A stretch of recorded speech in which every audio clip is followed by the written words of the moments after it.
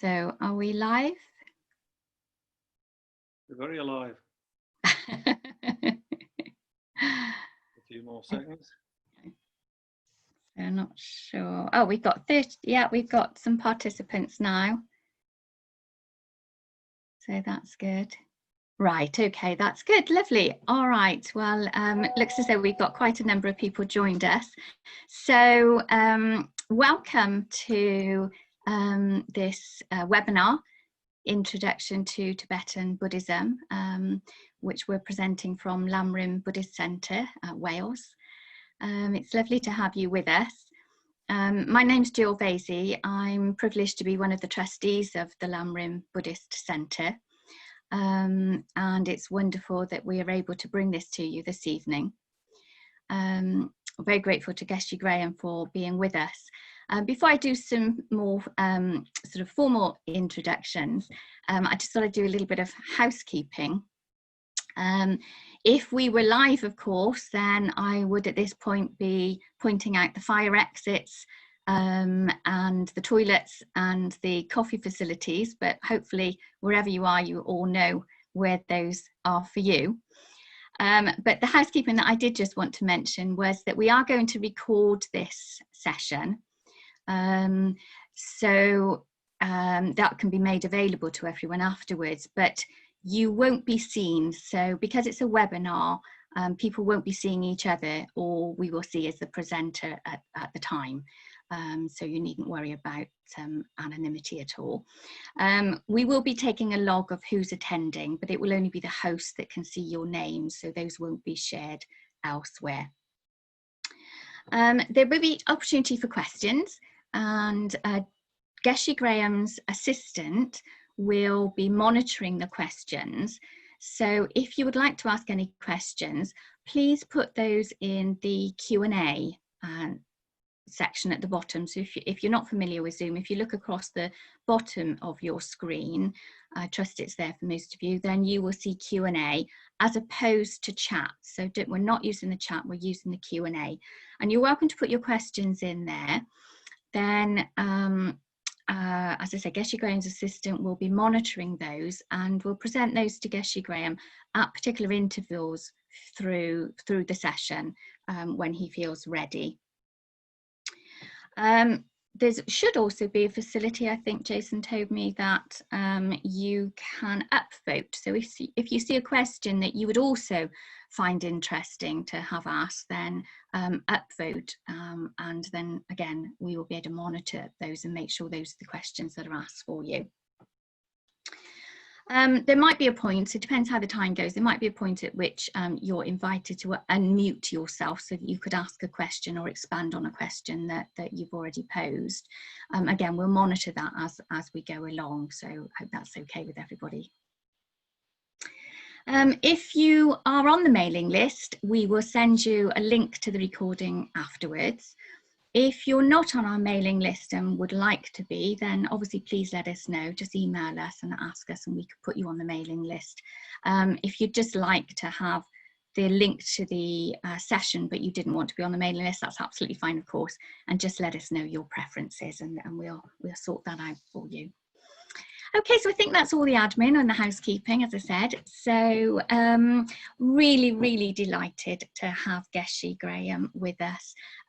He's actually in France and I'm in the UK, so it'd be interesting for you to tell us if you're anywhere else in the world. It'd be really lovely to know where people are. Just put that in their Q&A and we'll make a note of that. But it is lovely that you're with us, Geshe Graham, and we feel hugely privileged to have you with us. And I guess one of the advantages now of doing online teachings is that you can be with us even though you're in France. We're hugely grateful to you for launching the Lamrim Buddhist Centre Wales teaching programme. And it's particularly poignant to have Geshe Graham with us launching our programme because Geshe Graham trained at the same monastery as our dear Geshe Damcho, who was our spiritual teacher at Lamrim for 40 odd years. and left us in 2017. But to have that link between the two Geshes is wonderful, and so it feels particularly lovely and right that we've got Geshe Graham launching our teachings with that shared background. And Geshe Graham visited Lamrim on a number of occasions, so obviously met Geshe Damcho and spent time with him there. And Geshe Graham only said to me the other day how lovely it is, what a wonderful place that Lamrim Buddhist Centre in Wales is. Furthermore, Geshe Graham is one of only 5 Westerners to have actually attained the Geshe degree, and he was ordained by His Holiness the Dalai Lama in 1991. So again, as I said, it's so wonderful to have you with us, and we're very grateful. I won't say too much more, but I would just like to mention Jason. Jason is a student of Geshe Graham's, has been a student of Geshe Graham's for over 10 years. And Jason has very kindly offered to take the questions and to monitor the chat for us through the Q&A. So thank you, Jason, for doing that. So I'm going to leave your screens now, and I'm just going to hand over to Geshe Graham, if that's okay. All right, thank you. Thank you for being with us. I'll see you at the very end. Thank you. Let me start with a quick prayer. Welcome, everybody. To Buddha, Dharma, and fine fellowship, I go for refuge till enlightenment. By my collections, giving, and so forth, may I reach Buddhahood for all being's sake. To Buddha, Dharma, and fine fellowship, I go for refuge till enlightenment. By my collections, giving, and so forth, may I reach Buddhahood for all being's sake. To Buddha, Dharma, and fine fellowship, I go for refuge till enlightenment. By my collections, giving, and so forth, may I reach Buddhahood for all being's sake. Good evening again. I'm very pleased to be part of Lamrim Wales' efforts to, get the Buddha Dharma flourishing in that part of the world again, especially the Buddhism in the Dalai Lama traditions, I call it. But of course, a Dharma centre like Lamrim Wales can be a place of diverse teaching. So I look forward to that thriving again soon. I'm also very grateful to Nalanda Monastery for the use of their sort of international broadcasting facilities, shall we say. Nalanda Monastery in the deep south of France, very, very sunny, not far from Toulouse. So that's where I'm based at the moment, in a place in the Dalai Lama tradition where we can say, yeah, the teachings of Tibetan Buddhism are flourishing a bit. So that's really fantastic. We have a small live audience of about 6 people. I've no idea who I'm talking to, behind the screen. There are probably some of my friends there, so hi, but I've no idea who they are. So we'll just see how we get on. Look forward to your questions if you have any. According to the little subtitle there, there's 42 people online now. Great. Welcome all of you. So let's not beat about the bush. So where are we? Where do we find ourselves? We're kind of washed up together on some little sandbank in the river of time. And sandbanks in rivers are like very temporary things, aren't they? They easily get washed away. So how are we? This is, I note that this is the 21st century, and the 21st year of the 21st century is almost upon us. The 21st century comes of age. Isn't that modern? So is this where Western civilization hits its very peak of prosperity and power? Maybe. And you were there when it happened. So I'm just going back to when I was a kid. So that's more like the middle of the last century. Yeah. And I must say, when I was a kid, that the future did seem so futuristic. What marvels would science come up with in the next century? Looking that far ahead, if you can imagine. When I was born, they already had the atom bomb, and just before I was born, And the first two dogs went up into space in the year before I was born. There were females and there were Russians. That's the year of the Sputnik. I bet nobody's heard of the Sputnik, who's a bit younger than me, but that was a popular word at the time. And science fiction was like a popular type of literature at that time too, you know. And Superman comics that just come over from America seem to symbolize that very promise of, you know, this sort of, you know, technological world of science and progress that was, looming for mankind, an exciting future. However, 20 years into the 21st century, maybe things look a bit different. What shall we say? The wheels are coming off the chariot. Well, that sandbank in the middle of the river there is starting to shrink rather rapidly. Or the other idea I thought of was the ice flow, you know, the shrinking ice flow in the warming ocean of samsara. That seems like quite a relevant way to picture our situation here. Yeah, so it's just where we are, you know, what's our predicament? I mean, I think personally, we're looking forward to the death of a civilization and the collapse of ecosystems all around the world. And then, you know, the extinction of so many species that we have to talk in terms of a mass extinction. So I think that's already an appropriate term. Will our species be included? Well, who knows? I'm not some sort of scientific expert, but I think a huge population crash is kind of inevitable. Humans are very ingenious creatures. And I've got no magic mirror for the future. I don't know what's going to happen, but I just think we should you know, take stock of where we are when we're talking about, you know, Buddha's deep efforts to guide us towards the truth and to sort of you know, a kind of a better place.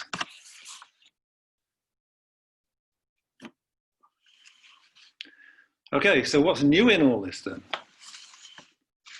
Well, actually, there isn't that much that's new, you know, like climate change being driven by the activity of one of the species on the planet. That's unusual. Climate change has not usually come about through the direct efforts of, you know, one of the species as part of the flourishing. It's come about more through, you know, more indirect effects like, you know, asteroid impact and, you know, volcanic activity, increases of CO2. Of course, you can say it's all the product of our own karma. You know, in the end, everything that happens to us is you know, what's coming back to us from you know, the karmic actions that we performed. However, this is the really direct result of our kind of, you know, sort of impact on you know, the sort of biological and atmospheric systems of the world. You know, it's that that's coming back in our face. We've done it to ourselves. So that's one thing, and then I think the speed of which the climate change is happening is really that's kind of quite new. It's never been so fast before in the history of the Earth, as far as I know. So it's, you know, that makes it all the more difficult to deal with, of course. Yeah. So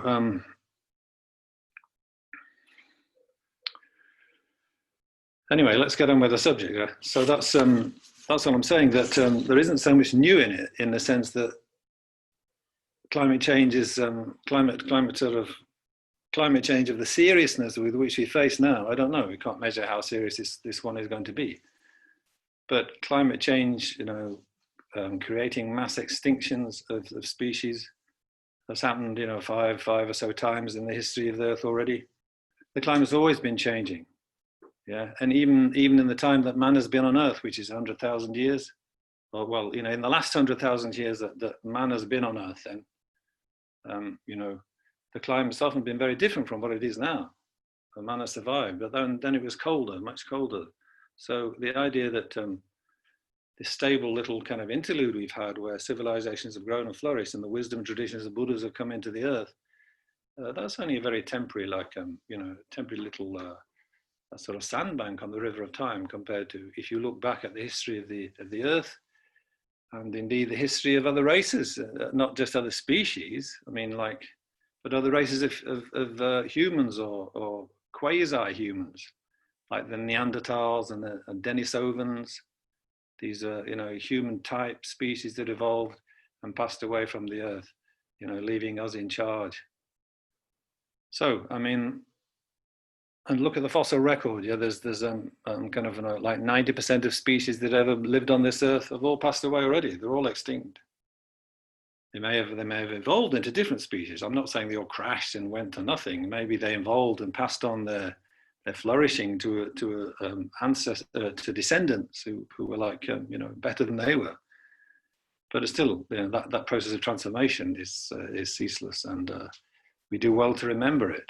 And as for civilizations, the founding principle of civilization is the creation of walls. Somebody said to me, a friend of mine actually, the founding principle of civilization is the creation of walls to keep out unwelcome realities. And in time, they fall. So I think, they're crumbling now. So we are looking for our solutions to fulfillment in life with that as a background. That's what I'm saying. Even in Buddha's time, in his nation was more or less wiped out. His people, his clan, the Shakya clan, were more or less destroyed, not by climate change, but by the attack of a neighbor. So many of the friends and people he knew when he was a youth must have been killed and slaughtered. It was quite a genocide or something of that particular little kind of province somewhere up there in northern India. Yeah, so nothing new in the kind of the idea that everything that comes that looks good in samsara gets swallowed up by the great jaws of time. So that's the modern times. So what is this ancient wisdom of the Buddha? What's that got to do with problems like that and as big as that? Well, what can I say? We follow the Buddha's teachings. Actualize the meaning of the teachings in our lives. And if we can't do that, then we just have to lay down whatever imprints we can. So imprints, that brings in the idea of karma. So I'm trying to talk from the point of view of like complete beginners. So I'm not sure if everybody knows all about karmic imprints. But whatever we do comes back to us. Whatever happiness we experience in this world or suffering we experience in the world is kind of a kind of a reflection, a throwback to us of the kind of the harm or the goodness we put out. That's the theory of karma. So there's no God kind of creating everything and moving people around in the world according to his whim. And it's not happening by chance, because what does happen by chance? Very little, actually. So this is a brief mention of the topic of karma, which we can come back to if people are interested. But I want to talk a little bit now about Buddha's life, just to, we have a sort of this glimpse of the, this futuristic 21st century where, things are sliding into a bit of a less fortunate state than they have been. And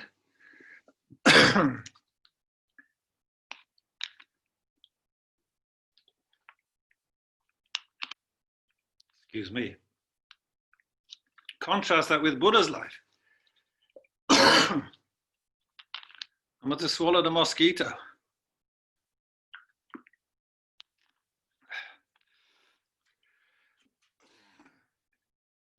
Sorry.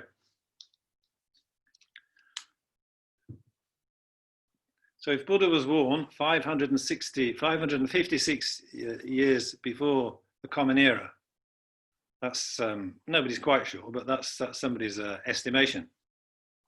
In Nepal, well, what is now Nepal? He was brought up in Kapilavastu, which is a place you can visit on the tourist pilgrimage route. but there's two of them. There's one, the Indians say Kapilavastu is in India, like on the northern border of India with Nepal. And the Nepalese say, no, Kapilavastu was here in Nepal, on the Nepalese side of the border. So you've got two contenders of where Buddha was brought up, the capital of this little kingdom that his father was king of. So there's a bit of competition there. When I was doing the pilgrimage round a few years ago, that hadn't been decided, who was right and who was wrong. So his father was King Shuddhadana and his mother, Queen Maya. Mother died pretty soon after he was born. He was brought up by his auntie, his mother's sister. And interesting, a prophecy that he was prophesied by soothsayers or astrologers, which are, common, guests at introduction of a young baby to the world. They have to have his horoscope cast in India. And he was prophesied to be either he's going to be a great king, a great emperor maybe, or else he'd be a great world-renouncing religious leader. And guess which his father wanted him to be. His father was king of this, in charge of this district, or king of this little kingdom. So obviously, or not surprisingly anyway, his father really wanted him to be the next in line, and he really liked the idea of his son carrying on his good work and being, expanding the kingdom and making everything really fantastic for his people. But just to be sure, he's very afraid that Buddha might get the idea that there's more to life than just the palace pleasures and luxuries and power.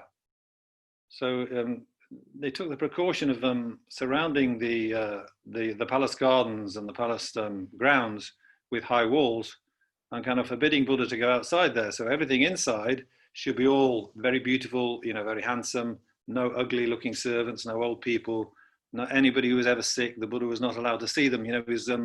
He's just surrounded by pleasure opportunities and fun, because the king didn't want him to get the idea there might be something unsatisfactory about life, and therefore he might get a bit dissatisfied with his his future as a king. Nevertheless, the king, the Buddha, in his younger time, before he becomes a Buddha, of course, he escapes from the palace to have a look round. He takes his charioteer. Charioteer disobeys orders, and eventually, slips out of the palace with him a few times, and they have these interesting encounters. So the first one is that they meet an old man, who's bent over on a stick and wrinkles on his face, and thinking, the Buddha says, oh, who on earth is that? Look at him, what's wrong with him? And the charioteer says, well, there's nothing wrong with him. He's just a bit old, that's all. But he's, as the Buddha says, oh, look, he's all wrinkled, and, he's bent over, and he's walking with a stick, and his hair's all white, and half of it's fallen out, What do you mean there's nothing wrong with him? Well, the charioteer says, well, he's old, of course, he's old, but, that's quite normal. So the Buddha says, what do you mean it's normal? Well, the charioteer says, well, everybody will get like that. That's all, we'll all come to that if we don't die before we get old. And the young prince says, what do you mean we're all going to end up like that? Sort of horrified at the prospect of being so kind of feeble. And the charioteer says, yes, that's what we've all got to look forward to. So the Buddha goes home very very perturbed, very kind of sort of plunged in thought, as if I've got to become like that. So then the next time they go out, as we probably all know, but it's a good story to tell, then he meets somebody who's sick, and they're looking down from the chariot at this guy is lying on his little bed on the pavement outside his little house, and he's obviously very pale and sweating and all this and trembling. He's got some sort of malaria or TB or something, some sort of very nasty disease. And the Buddha says, oh, look at him, that's another old man there. And the charioteer says, well, he's not old.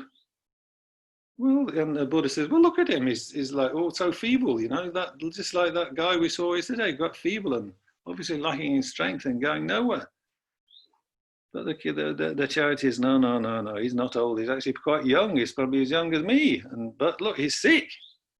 And the Buddha says, what do you mean sick? And he says, well, you know, sometimes you get diseases, you know, sometimes, and we don't really know how it happens, but, you know, you get these fevers where you're trembling and sweating, and you don't know whether you're going to live or die. And, you know, it's all this like, and that's just the way it is, your worship, your lordship. And the Buddha says, what, you know, you mean that can happen at any time, not just when you've lived for many years and you get old like that other chap we saw, but it can happen at any time. You can get all this physical weakness and pain and suffering. And the charity says, yes, of course, sir. You know, I've had it many times, sir.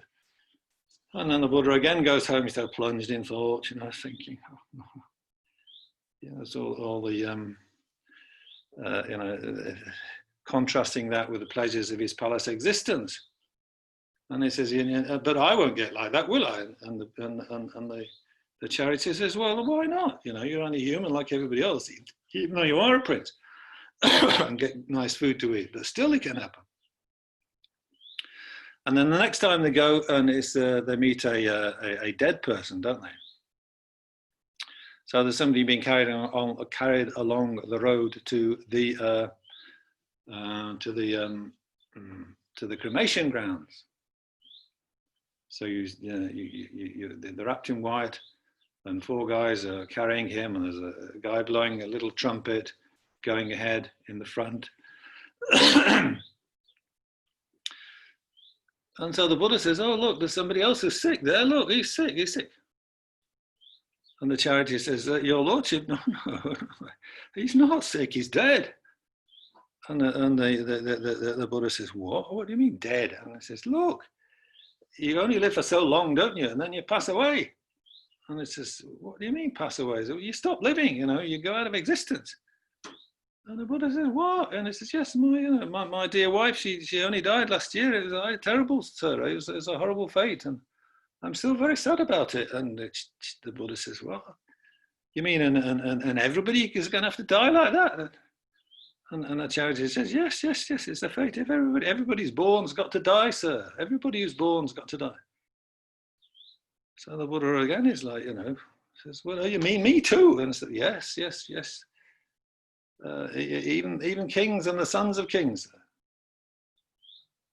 So the Buddha is, you know, again is struck silent, and he's plunged in thought as he's, you know, taken back to the palace by the charioteer. So then the 4th time they go out, 4th and last time, and they meet. This time they meet a wandering monk, somebody who's, you know, given up on family life, given up on, you know, the ordinary social life, given up on worldly pleasures, and is, you know, seeking the truth, seeking a spiritual way. And so this again gives Buddha, you know, a great deal of food for thought. So that there are people who are, you know, not just sort of living their life from day to day, seeking the satisfactions of, you know, material pleasures or, you know, family fulfillments of ordinary worldly life. And so that again gives Buddha a great deal to think about. And so, you know, the pleasures of the palace then, with, you know, their musicians and entertainments and dancing shows and dancing girls, then more and more seem to the Buddha to seem rather tasteless, you know, rather dry and sort of fleeting and superficial. And, you know, the affluence of palace life and the indulgence and the idleness and the pleasure seeking start to get on his nerves. So, somehow, you know, remembering now his destiny, now he's reached maturity, he's gone through his birth, he's reached maturity, and he begins to think, so is there some way to halt death, rebirth, and suffering? And yes, he leaves the palace determined to do just that. He doesn't have the permission of his parents, who obviously want him to, follow on from them and be that great king that was prophesied. But he leaves them behind. He leaves all the pleasures behind. He leaves even his wife and son behind. In a way, he leaves behind the whole Shaka clan. If he had become if he had become a king, if he had taken the world as his theatre of action and become a great king, a great warrior, then, there's every reason to think, well, why wouldn't he be able to save the Shaka clan? He'd make the Shaka clan great. He'd make them, far more powerful than any of their neighbors because of his abilities. But he didn't do that. Even if, he had the foresight to see the future, in the way the Mahayana Buddhists tell the Buddha story. He's kind of, he knew what was going to happen anyway. So he could have foreseen that even the heavy punishment that his clan would come under, the death and the slaughter, because of a grudge of a neighboring king that wanted to punish them. There's a long story, a different story, a very good story, and a true one apparently, but I'm not going to tell it now. But when Buddha was over 70 years old, his people were wiped out, despite his best efforts to stop it, as a religious leader. But had he been a political, a royal king, then there's no reason to think even his own people could have been wiped out like that. But he had a destiny. He had a destiny, didn't he? He had a destiny to discover those spiritual truths which take you beyond, the clutches of death and suffering and, going around in cyclic existence.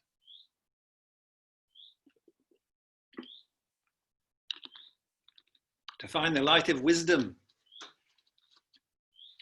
Benefit all creatures, not just himself, not just him going to some sort of a nirvana or some sort of private nature, but something that would offer that lasted for, the generations to come.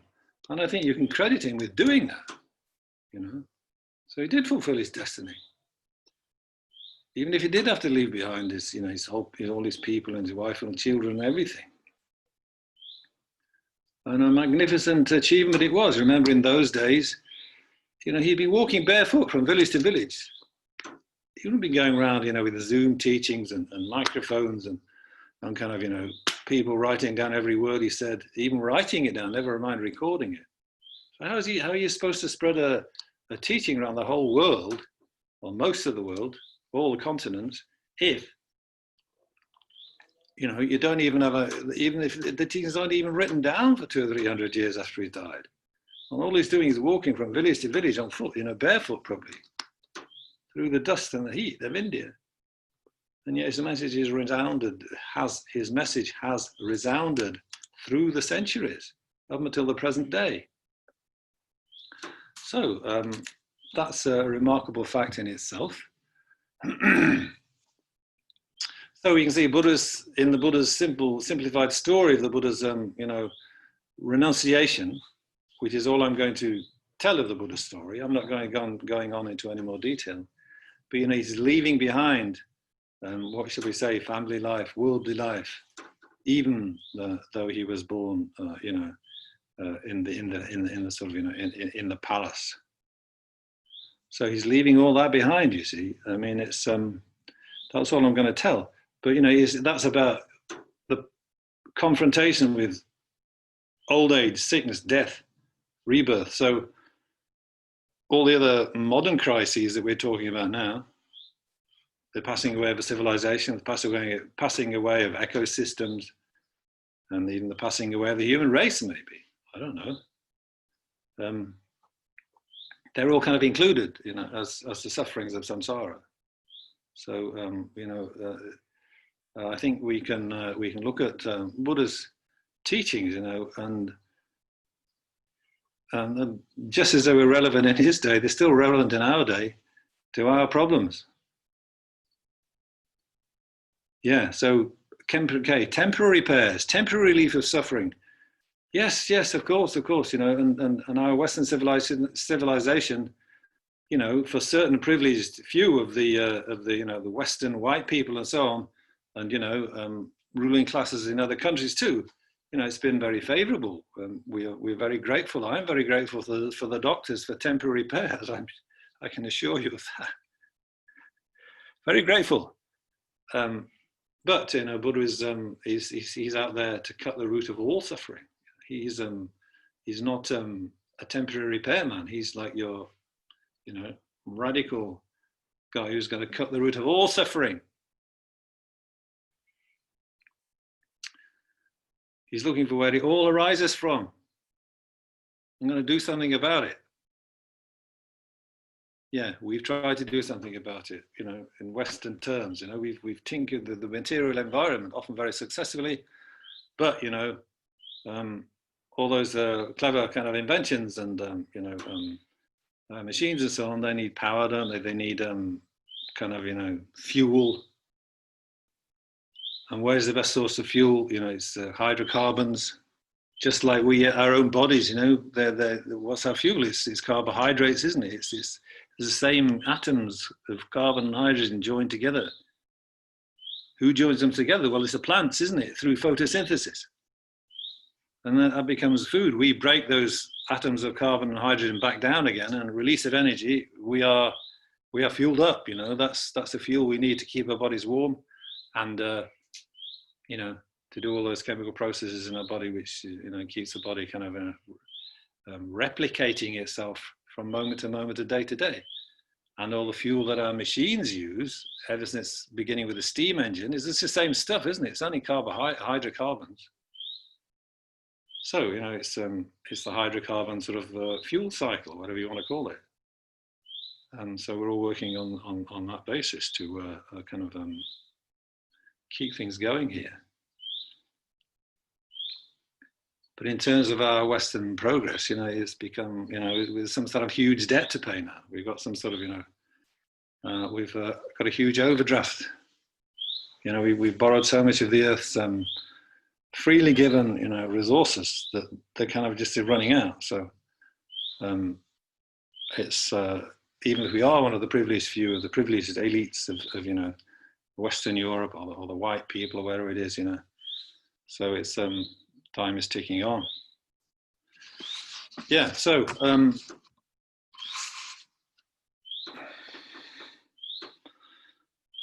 Buddhism now is the inner turn, you see, not fiddling with the material environment so much. You know, much as we respect the scientists' efforts to make us comfortable, I'm very grateful to them. But Buddhism's, and you know, maybe Indian spirituality in general, Indian approach, not just Buddhism actually, is the inner turn. So that's, you know, the mental aspect. It's, you know, what can we do to find our peace through, you know, training our minds. So that's where Buddhism comes in. So, a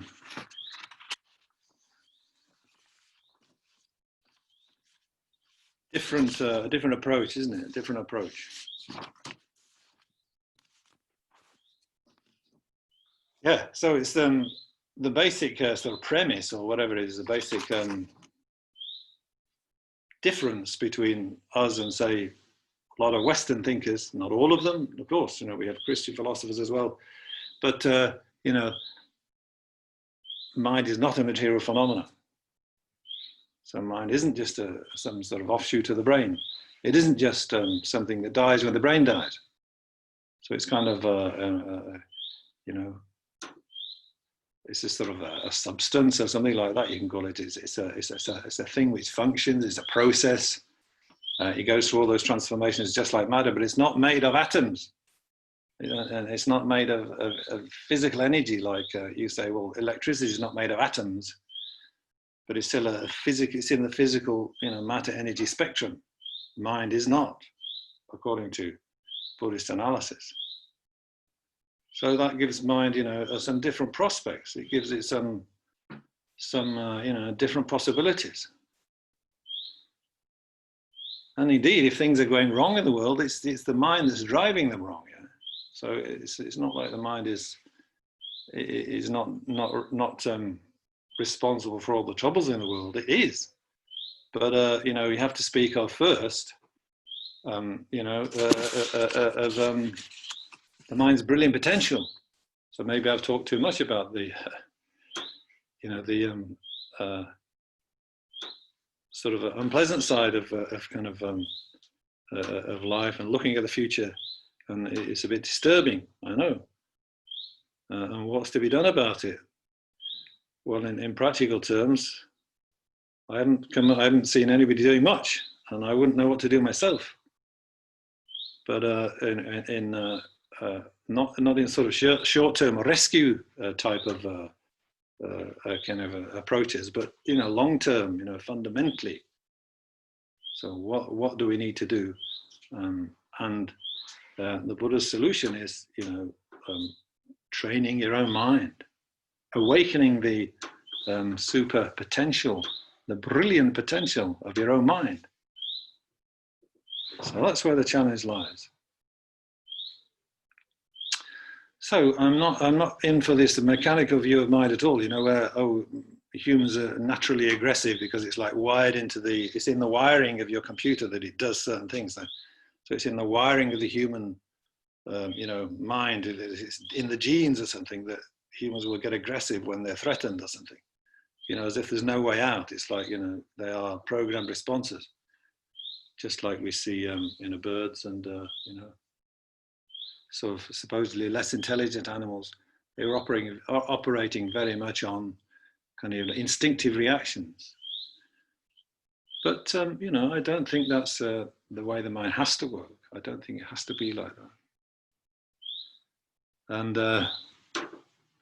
okay, so what's Buddhist sort of description of the mind then? Well, the Buddhist sort of defining characteristics of mind: clear and knowing, clear and knowing, clear and knowing.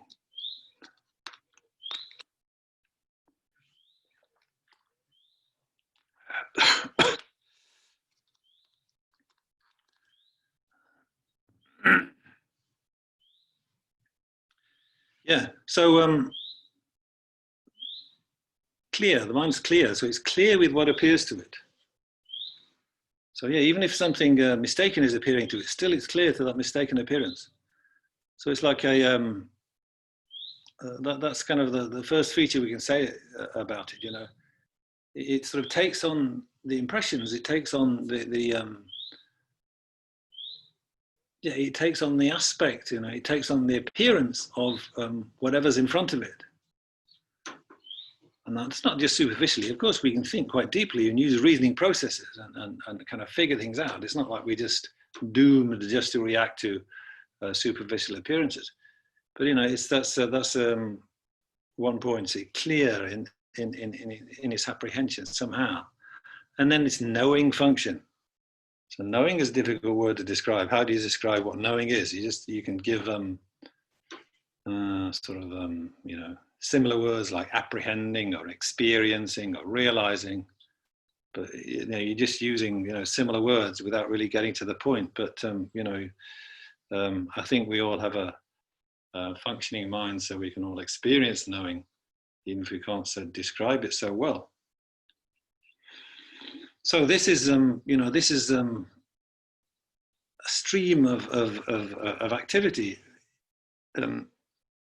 in the universe, which is sort of kind of at least there, sort of alongside the material stream of activity in the universe. Maybe it's even more fundamental. So that the mind isn't sort of just limited to you know, anything that the body can produce. Of course, there's intimate interactions between body and mind, but then there's the survival of the mind after death. That's definitely in the Tibetan tradition. They talk about that a lot, you know, rebirth, mind goes on until enlightenment. In other forms of Buddhism, maybe they don't stress things like that. They want to live in the moment, and that, you know, it's not like so much kind of discussion of rebirth, but definitely in the Tibetan tradition of Buddhism, which I'm trying to, give a flavor of. It's something to think about, and plenty of good reasons why to think like that. Yeah, so the body dies, but the mind goes on.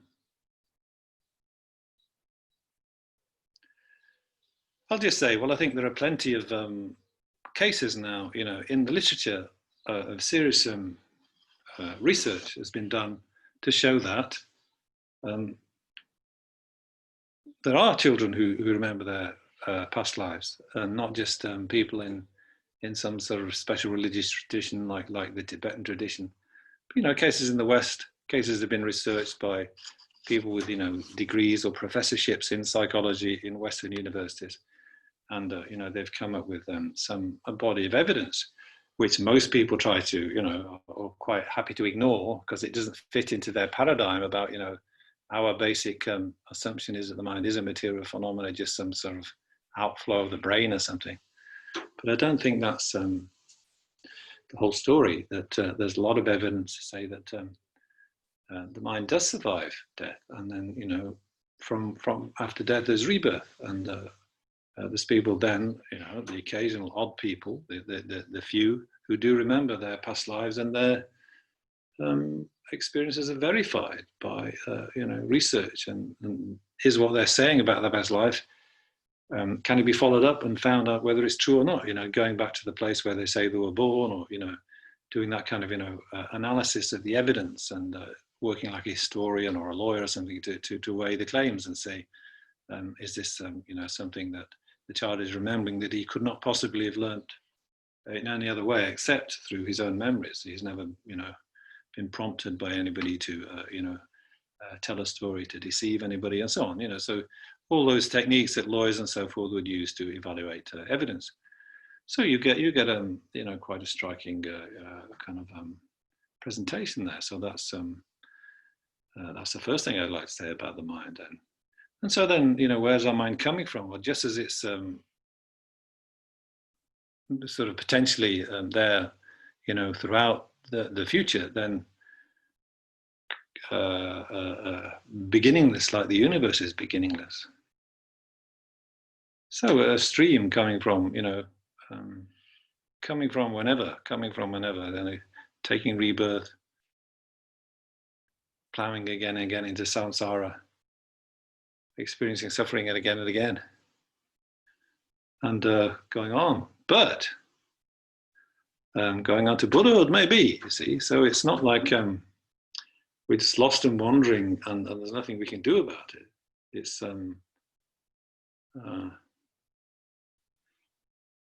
coming from beginningless time in an endless series, coming from beginningless time in a series. So, your mind is like co-infinite with the universe, it seems to me, whether you're talking about time or space. Here now we are confined within one body. That's all right, yeah. The way being born as a bird, you have to think like a bird, you have to act like a bird, and that's your dharma, your fate for that life, isn't it? Born as a human, you're going to think like a human. You're going to be constrained. Gravity is pulling your body down, so you're going to be in that body and kind of localized in time and space. But is that how it's got to be? I don't see it's got to be like that at all. And I think Buddhahood, if you look at the some sort of descriptions of Buddhahood, it's like you're free of all those constraints. So that catches my imagination. So the mind, trainable, it's very curious, and especially the human mind. This is the perfection of the human rebirth. We can be trainable. We can be curious, and we can satisfy our curiosity. We can inquire, and then we can transform our mind, from being ignorant to being, very sensible, from being, emotionally disturbed to being emotionally calm. These transformations take place, and they have to be worked for. It's not like they just come just because you believe in Buddha as a wonderful teacher. You have to train your mind. You have to do meditation. You have to understand where you're heading for, and know how to get there, and then train your mind to do that. Stop being fooled by your own kind of a desirous attachment, or your own sort of irritation, anger, your own negative emotions. To see that they're all kind of, just leading you into unhappiness and suffering. So, I mean, looking ahead to like to the complete Buddhahood, then, not sort of practical, step-by-step, ways of finding peace of mind and day-to-day calmness and equanimity, which are all very, all very possible and all very, Buddhism will lead us in those directions for practical day-to-day benefit. But looking ahead right completely to the ultimate enlightenment, So what would that be like? Well, it's sort of insisting that the mind is completely pure in its potential. It's not like there's something like some sort of toxin there or some impurity or some sort of, defeating kind of ignorance or dullness in the mind that is always going to be there, no matter how much you polish it, it's never going to shine. So why on earth should the mind be like that? It's far, it's just as easy to believe, surely, that, the mind is completely pure. And that these defilements, yes, there's very many terrible kind of addictions and kind of oppressions and kind of, sort of sticking places and obscurations in the mind. Very, very many, and they're very deep in some cases. But it doesn't mean they can't all be got rid of. They're all adventitious. That's the word that you keep hearing, Buddhist circles. All your defilements are adventitious. Adventitious, it means that they are there due to circumstances. It's not like the mind is naturally like that. But you are, those defilements or kind of, negative ways of reacting to problems through getting, all sorry for yourself or, getting defeated by circumstances, or getting angry with people or getting afraid or, or sort of having desire for material objects which aren't really going to satisfy your craving for happiness, but you grasp after them anyway, because it's a fashion or something. All those sort of, clumsy attempts of the mind to find happiness. It's sort of, it's not like the mind has to be like that.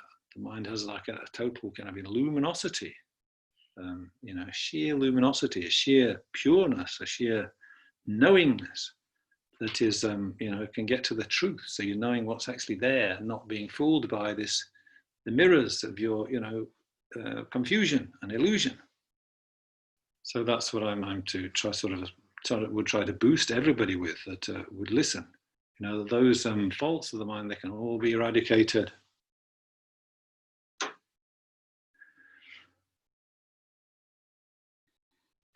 Yeah, so I think, Buddha's, this idea we are localized in space and time, just, here in this body, in this place, in this time, at this point in history. I think for a Buddha, that must all disappear. So that his mind is expands to the size of the universe, both in physical dimension and throughout time. He's present in all moments. So then our mind has got that same potential. We are potential Buddhas. It's not like he was some special son of God or something, that he had the special kind of lineage to become a Buddha, and we don't. I think we're all have that possibility. We all have the potential. So then you have, this development of wisdom beyond all hang-ups. So how does that come into being? Well, yes, good question.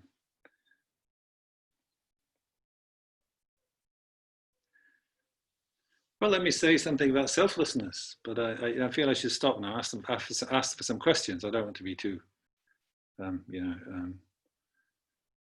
for too long. But yeah, so I think, if somebody asks me to prove that about all this about what you're saying about the mind, how can you convince us? How can you really show us that the mind has such bright possibilities? It all sounds very good, but where do you go for kind of confidence that is actually the case and not just some wishful thinking? Well, I don't know. You have to try out Buddhism. You have to try out meditation. You have to try on a simple level. If you find that Buddhist meditations and teachings you can help you on sort of a smaller scale, you know, how not to get angry so often, you know, or not, how not to lose confidence so often, you know, or not to be just a victim of circumstances. You know, you can keep your equanimity even when you should be panicking if you were like your old self, but now you can, you know, how to control your panic and be more, you know, take things at a bit more simpler level, take it as a joke instead of, you know, a nasty word that's supposed to get you upset. All that kind of stuff, you know. When you see that your mind is being helped on that level by teachings, I think you can have confidence, you know, you build up your confidence that then the deeper things that Buddha's teaching about how to really, you know, revolutionize your way of understanding things through this view of selflessness, emptiness, then, you know, you get kind of start to get intrigued by that, and you start to get, yes, well, maybe that even that possibility is there, you know, when you see the positive effect that Buddhism can have in leading you sort of to a kind of a better state of mind, bit by bit. But yes, the really radical teaching of the Buddha is teaching about emptiness. So, you know, how do we really exist? What is our ultimate way of being? I mean, have you ever asked yourself that question? I mean, it's a challenging question to ask, and how would you ever answer it? But Buddha answered that question. You know, well, when we ask, you know, where, you know, what is our mode of being? What is there? Like, you know, what in reality? What is, it's an intriguing question. Like, and the answer, Buddha's answer is like thinking about dependent arising. Everything that happens in this world is arising through independence upon other phenomena. It's arising in dependence upon, for instance, causes. You know, effects arise from causes. I mean, that's not news to anybody who's you know, studied any branch of knowledge. Every effect has to arise from a cause. You know, like an omelette is going to arise from raw eggs. You know, but there's more to the teaching than just simple understanding of you know, of that kind of knowledge that a cook or a farmer has. But, you know, dependent arising, the implications of that, when you take them to their furthest point, is nothing has any reality of its own whatsoever, you know, by its own power. So whether we're talking about depending on causes, depending on parts, depending on interpretation by the mind. So all these are aspects of dependent arising. So when you take those to their, you know, fullest extent, then you get a sense of emptiness, a sense of selflessness. There is nothing there from the object's own side. There's nothing there from my own side. So Buddha's teaching on selflessness and emptiness is very profound, very intriguing, very liberating. I can't say I've understood, you know, hardly anything about it, but it's kept me intrigued for, you know, all those many years that I've been studying Buddhism now. So this, I think, when you get to penetrate that teaching a little bit, then you really sort of start to wonder, you know, that maybe Buddhism has, you know, really got some you know, very profound answers, which will, you know, even serve to deal with the, you know, the large crises that are looming in our, you know, in our life and times. I'm not saying that this is the way to get rid of the problems, like just with a snap of the fingers. But what I'm saying is that, you know, you can live through them, you know, and always have something to hang on to, some principles of solid understanding, like compassion and, you know, sort of kindness to others and patience and, you know, coming out the other side, you know, even if it's many lifetimes when there's hardly, you know, the word of wisdom will never be heard on the earth, because there are creatures, all the creatures who are highly evolved enough to think about wisdom, you know, there's no place for them on the earth, because it's become a place that, you know, sort of highly evolved creatures like that can't live on anymore. But still, you know, in the future, sometime down the line, you know, whether it's many, many lifetimes, you know, Buddha didn't get enlightened in one lifetime. He became enlightened through many lifetimes of practice. So, you know, we have to lay down whatever imprints we can. Anyway, I'm going to stop talking there. That's enough. And let's have a few questions, if there are any. Jason. Yeah, we've got plenty of questions coming through. So we've got this upvote function. So I'm going to ask the ones that have been upvoted the most, and maybe pick one or two out that seem interesting. So we've got someone called Jen, and she's asking, so going back to karma, is it determinism? Is it fate? Or is it something else? Karma, yeah. Well, people often come up with karma, but that means that you got no free will or something. But that's not the point, no. And we can talk about the hand of cards and then how you play it. Yeah. So through your karmic deed, one karmic deed or another, you get born as a human or something with a fantastic chance to follow a wisdom tradition like Dalai Lama or Buddhism or something. Or you come out from, you do some negative karmic action in some previous life, and you get reborn as a creature with a much lower kind of level of, possibilities, like an earthworm or something. So that's the ripening up of a karma, a previous action that you did in a previous life, whether it was a positive action, which gets you a favorable rebirth, a negative action, which gets you in a very sort of an animal rebirth, which is a little bit down the scale, or even worse, where suffering is quite intense, all the time. So there's a ripening up, of what you did in the past. So like that's kind of, you haven't got much choice about that.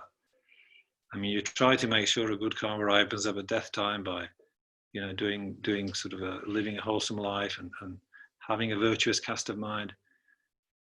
But then, having been born human, having had your birth here, then you've got a lot of freedom of choice, haven't you? You whether what you do with your life is then kind of up to you. So you've got the hand of cards. May not be as good as some other people's hand. It may be a lot better than other people's. Then you've got to play it. So the karma doesn't take away, your free choice and free will. It just, it's just part of the mix. Okay, great. So the other question that's come up, that's got one of the most votes, is how can we trust that there actually is enlightenment? So I guess how can we prove it's possible? Yes, well, I was thinking, sort of trying to answer that question a bit with my talk about emptiness, but it's once you get started on that subject, you get into, it gets a bit long-winded maybe for a talk like this one tonight, for the beginner end of the spectrum. Yes, I think if you realize emptiness and you realize the way that things appear to us right now, through our overlay of ignorance, which is misinterpreting things, making them appear in the way they don't exist, compulsively, not just because we're lazy or anything. It's like that's some sort of a deep conditioning from previous lives, you see. So this ignorance we're talking about is quite a deep phenomenon. So very hard to counter.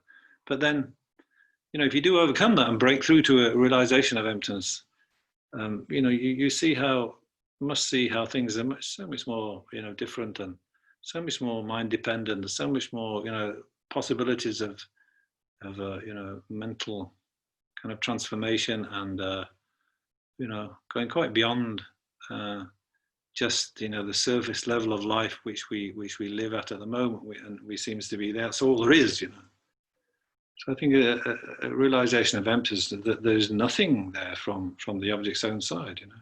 There's nothing there. You don't exist by way of your own power whatsoever. You have no own reality that's from within you. Everything is merely a kind of a build-up of sort of causes, parts, and then mental interpretation, the way you come at it with your own mind. So it's a fascinating subject. So when you see that, in view of all those, independently arisen connections that you have, then there is nothing that is there by way of its own, inherent nature, and meditate on that, then that's really purifying the mind, really getting rid of all those defilements and confusions that I'm talking about. And then you sort of will feel that, you know, enlightenment looks possible at that point, I would have thought. So, you know, that's one way of going. Thanks. So there's another question here. So you kind of touched on this briefly. So if we do not learn from karma, do we have a similar rebirth in our next life? If we don't learn from karma? I guess if we don't learn from our mistakes or something. Yes. If we go back to the beginning, you know, like karma is, emptiness is some sort of bit more deeper kind of study, isn't it? But if you are trying to sort of encourage people like who've got a, you know, more of a beginner's level approach, then the first, you know, method of finding sort of, you know, more promise of happiness in your life is avoiding actions which harm others, you know, avoiding negative actions, and then, you know, refraining from hurting others, and then if possible, actively, you know, helping them and doing the virtuous actions of the kind where you're not just refraining from hurting people, but seeing whatever you can do to help them. And so then, you know, you're reversing away from all the negative karma, that trip, and you're filling your mind with more virtuous thoughts and kind of, you know, kindness to others is more in your mind. And so just by doing that, you'll kind of tend to kind of enhance the possibilities of happiness in the future, whether it is in this life or in future lives. So yeah, you have to take control of the situation. And you know, in terms of karma, the best thing is, you know, stop doing negative actions and you know, make sure you do positive ones as much as possible. And then there are methods of purification. Negative actions have already done don't have to be quite so, you know, dangerous in your mind, just ripening up into unpleasant rebirths or suffering. So you have to know how to purify those negativities, you know, make your mind clean it up a bit. So yeah, purification is also part of your, you know, sensible approach to making karma work for you instead of, you know, making you fall into trouble. So there's a few questions that kind of have an equal amount. There's a couple of interesting ones, but I'll quickly ask this one, which has just had a few votes last minute. Are there any key fundamental principles to live your life as, if you're a Buddhist? What are the key principles to live your life as a Buddhist?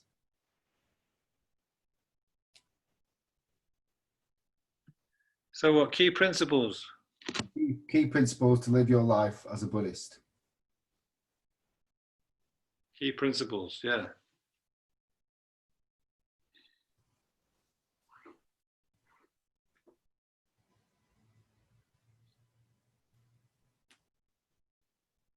Well, I'm more for you know, I'd like to keep in mind myself the three principal aspects of the path. Maybe other people come with a quite different idea about what the key principles will be. But my idea is, you know, renunciation, just like the Buddha lived in the palace and had all those luxuries and sort of worldly possibilities. But he said, yes, that's okay, but, you know, isn't there more to it than that? And so he moved away from that kind of just looking for pleasures in this world, in this life, you know. Obviously we need, you know, this sort of relaxation and kind of fun, you know. It's not like being serious all the time. And when I was a monk amongst the Tibetans, you know, they're very, very good-humoured and sort of, you know, easygoing people, Tibetans. So they really knew how to be like, you know, happy and sort of not sort of all serious and, oh, I'm a renounced sort of person, I can't smile, not like that. But, you know, don't take the pleasures of the world too seriously. That's renunciation. And the next one is the next to the three principal aspects of the path that we can talk about is compassion. So always, in all your dealings, think how much how much benefit there is for others and for yourself in trying to lift the sufferings of people's backs. So that's yes, you refrain from doing negative actions, you refrain from harming, you refrain from killing, you refrain from eating meat, and you refrain from stealing, you refrain from the obvious negative actions. But then you work to make yourself understand how much your good fortune in this life depends on other people. Obviously, your parents and people like that, so they deserve your highest, kindness and care and stuff like that. But if you really think about it, how many people have contributed to your happiness in this life? Innumerable, and not just people, creatures. How many creatures have given up their lives for you to be able to eat the food you enjoy? How many creatures have given up their lives, to produce in the production of all the material facilities and material, objects that you make use of without thinking every day.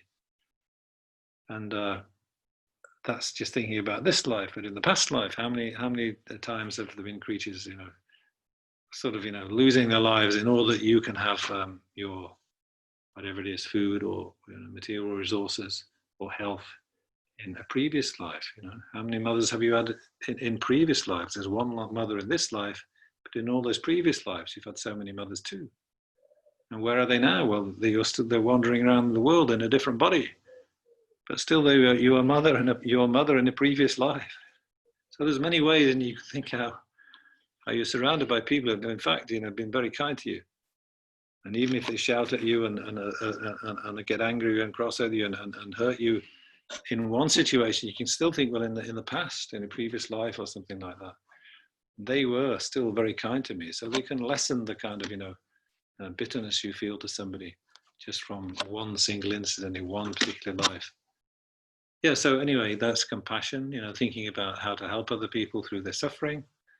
That's what better thing can we be doing with our life than trying to persuade ourselves and getting involved with other living creatures we share this planet with, that level. And then the other one is emptiness. Yeah, so three principal aspects: renunciation, compassion, and emptiness. So emptiness is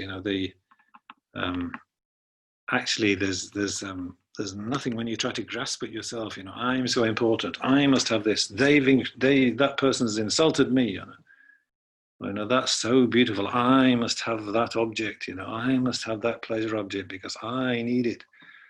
All this sort of I focus of grasping at a sort of a self, when you realize selflessness and you can give up on that, so always working to remember things are selfless and empty. But that's a bit of a more, as I say, a bit of a more sort of teaching it needs a bit more study to understand. But yes, that's another principle anyway. Great. So I've got a couple of questions that are getting similar votes. So I'm just going to kind of combine these because I think they kind of are connected. So one question is the mind and the soul, is mind the same as soul in Tibetan Buddhism? And then I guess because you was talking about rebirth a lot and how to think about, other beings as our mothers or something like that, how important is it really to believe in other lives? And should it change how we conduct ourselves if we don't believe in these other lives? So the first one's about the soul, right? Yeah, it's the mind. So if we've been brought up in certain religions, not just a Christian religion, you might think mind, body, soul is a third force. But that's explicitly sort of argued against in Buddhist teachings. So mind and body, just think of yourself as a kind of, something which involves the collection of a mind and body, and don't think of a third force. If you want to say, well, what goes to the next life, or what would go to Buddhahood, what would go to Nirvana, then you just say it's your mind, right? So you don't have to have something else separate from your body and mind going to Nirvana. And no self separate from your body and mind. The self is just, what happens when the body and mind get together, and the self comes up. It's not like something extra to the mind and body. It's not like an extra soul. So you have to get rid of those extra ideas and say, you take away the mind and the body, and then there's no self there. There's no self, there's no soul, there's nothing left. All you are is just mind and body come together, and then you take that to be you. So, yeah, soul isn't sort of argued for in some Indian traditions, but not Buddhism.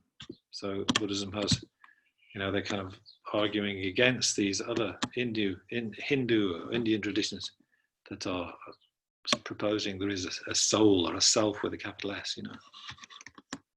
Now, what was the other one about? Can you get by in life without worrying about your future lives or something? Yeah. So how important is it to consider that in our daily lives if we don't believe in rebirth, for example? Yeah. Well, fine. I mean, there's nobody has to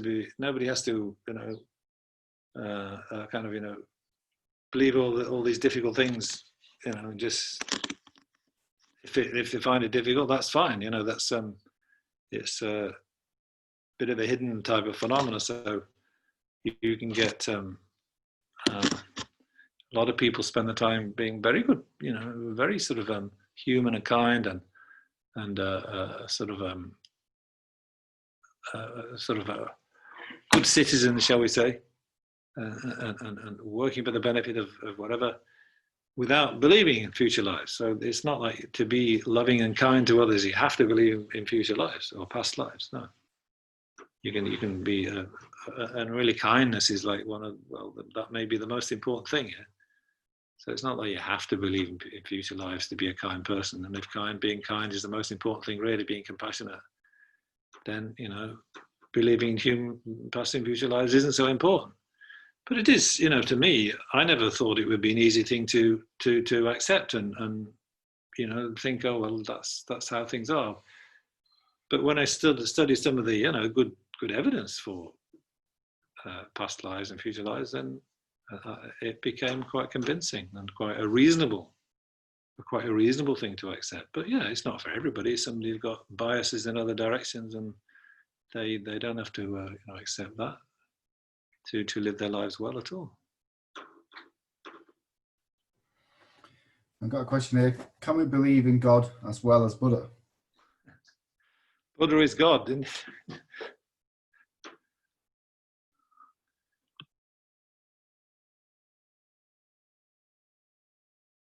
Yeah, so Buddha's a divine being, and why not? He's gone so far beyond human level that he can be divine, but he's not the God who decides what everything's going to happen. That's karma, and that's working of cause and effect.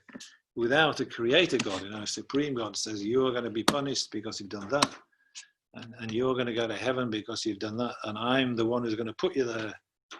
Type of hands-on type of God. So that seems to be incompatible with Buddhism, as I understand it. It's like they talk about it being a non-theistic religion. But yeah, there's plenty of marvelous beings who are right up there beyond the, who've evolved beyond the human level, I say, and they can be called gods. Why not? I've got a question here from one of the audience, one of the live audience. I'm just going to take that question. Is that okay, Jason? Just before you. Sure. Yeah. Further. Of course. Okay. Yeah. So you had a question? Yes. You said earlier that everything is interdependent. Yes. Which means that all phenomena rise, remain for a while, and then disappear.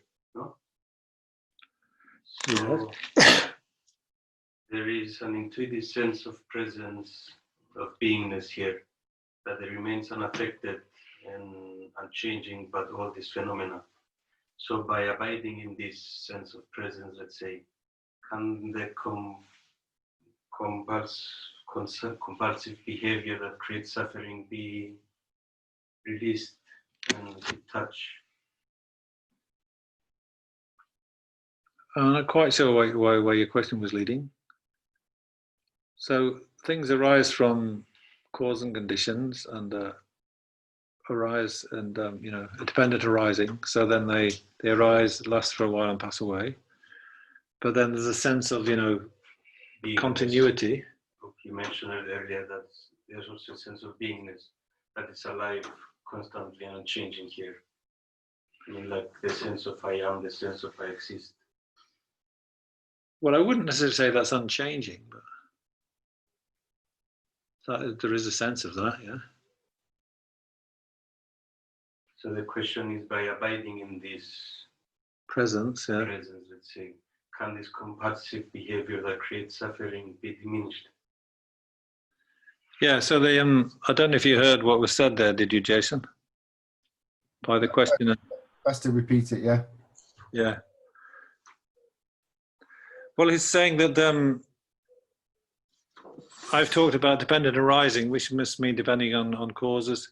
And so there's arising, lasting, and passing away of things, of us and other phenomena, I guess. But in spite of that, there's a sense of something abiding. You know, our being is always present. Our life, you know, we feel alive. So there's a sense of us continuing or something. Yeah, and so that's some sort of, you know, sense that we are continually here. But then, does that sense of presence lead us into compulsive behavior? Do we get carried away by wrong emotions at that point? Is that can bring Oh, no. freedom from the compulsive yes, behavior? Oh yeah, but sorry, I'm misinterpreting what he said. So can this sense of presence and being alive to your, you know, presence, can that help you, lead you away from compulsive behavior?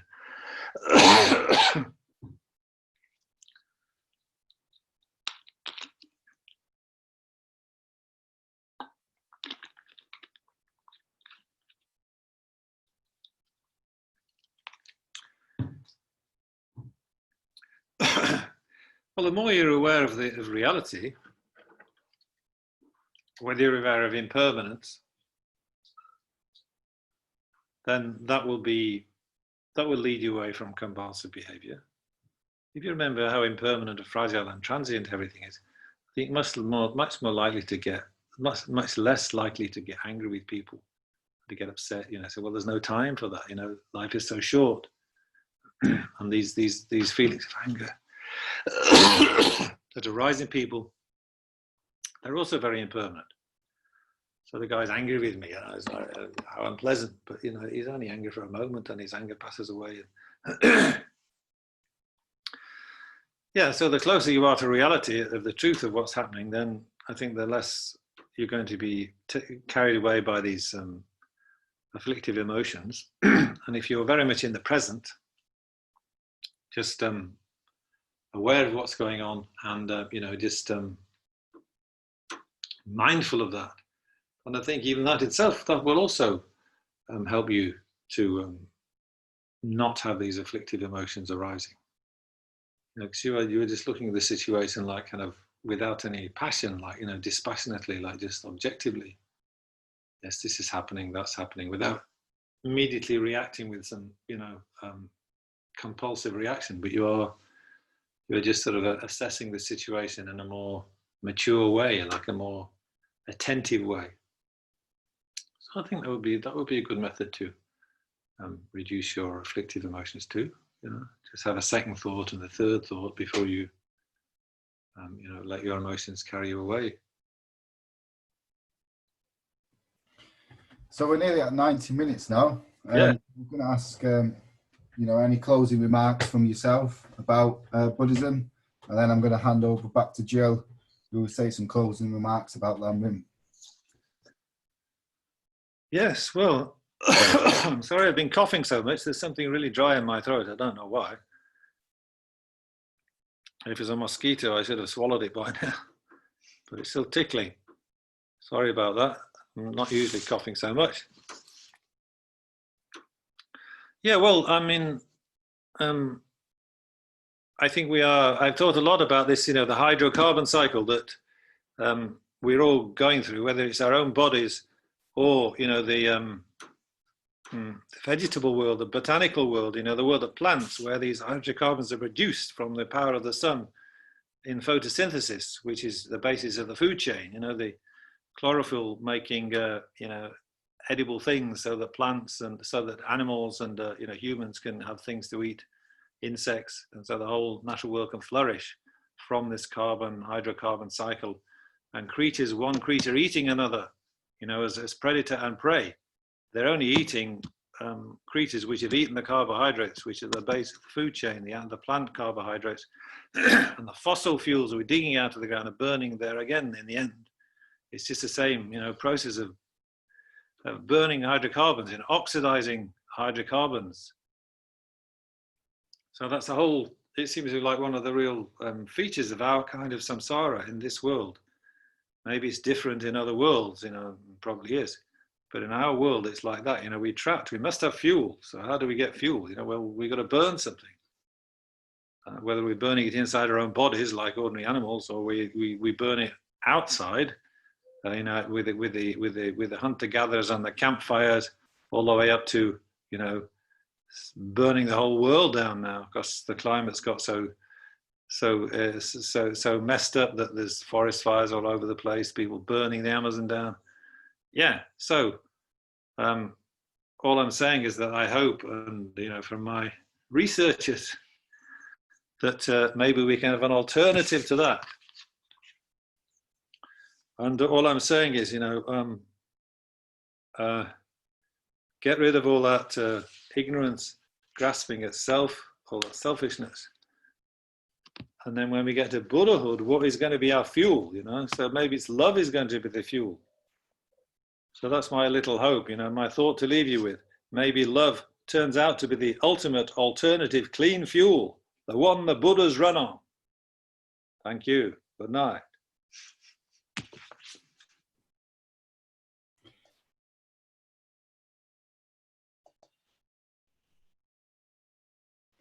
Thank you, Geshe Graham. That was probably the quickest 90 minutes that I've experienced for quite a while. So I think that just shows how engaging and how stimulating your talk has been. And I think having the questions, and thank you, Jason, for fielding those and sharing those. And thank you to everyone who participated with those questions, because I think that was really, really valuable and gave you all an opportunity to ask things that you wanted to ask, and for Geshe Graham to respond in that way. I think we've covered quite a range of principles, topics, concepts throughout the talk. So again, thank you, Geshe Graham, for that. I love what you've just said at the end there about love being the alternative fuel. And I'd already sort of noted that really the whole theme with Buddhism and what you've said is about loving kindness, just being kind, being compassionate, trying to lose our own sense of self and selfishness and be selfless. And it's just beautiful to be here this evening with you and for you to remind us of that. So just thank you from the bottom of our hearts for being here and sharing your teachings and your wisdom and your knowledge with us. And that's not all that we'll be seeing of Geshe Graham, which is wonderful. So I am thrilled to announce the next dates. We'd already said that we would be following through with our programme, and our next session with Geshe Graham will be an introduction to Lam Rim, because obviously we are a Lam Rim tradition at Lam Rim Wales, and Geshe Graham will be talking us through that and what that actually means as one of the many different lineages and traditions of Tibetan Buddhism. So that date for your diaries, again, it's a Sunday and it's the 16th of August. And the same time, I think. If you want to make any comments about the time, whether this is suitable, obviously we can never please everybody all of the time, but it'll be good to get an indication of whether this time was suitable for all those that have managed to attend, or if you prefer a different time of the day. But other than that, 16th of August, introduction to Lam Rim, sorry. And then our next date will be the 20th of September. And there we'll be having a more in-depth teaching from Geshe Graham. And the topic yet is to be confirmed. So we will let you know about that. So as I said, if you're not on the mailing list, please let us know if you'd like to be, and we can add you on there. It has been wonderful to connect with you all again. Obviously, we're very sad that the Lamrim Centre is closed due to the COVID-19 situation, as so many other facilities and businesses are. But we do hope to be open as soon as we are allowed to be, and as soon as we can get everything ready to reopen physically.